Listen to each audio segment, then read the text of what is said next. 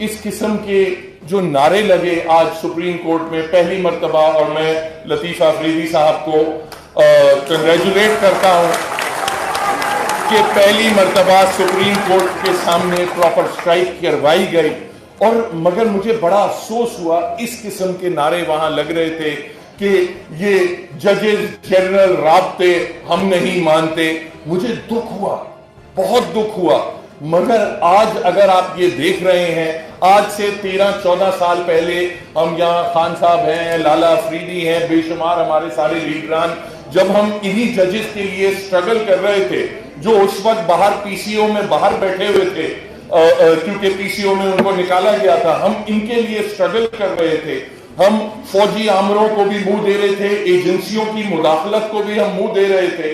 उन्हीं जजेस को बहाल करके अगर आज अवाम में और बार में ये तासुर है कि ये जजेस भी आजाद नहीं है, इन जजेस पे भी एजेंसियां और हमारी इस्टेब्लिशमेंट हावी है, तो ये बहुत अफसोस की बात है।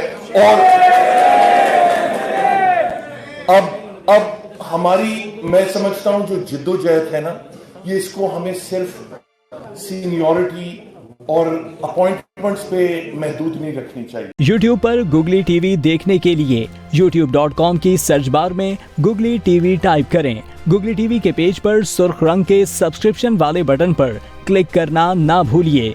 YouTube पर अपलोड होने वाली वीडियो से बाखबर रहने के लिए बेल आइकॉन पर क्लिक कीजिए। आपको हर नई आने वाली वीडियो के बारे में नोटिफिकेशन मौसूल हो जाएगा।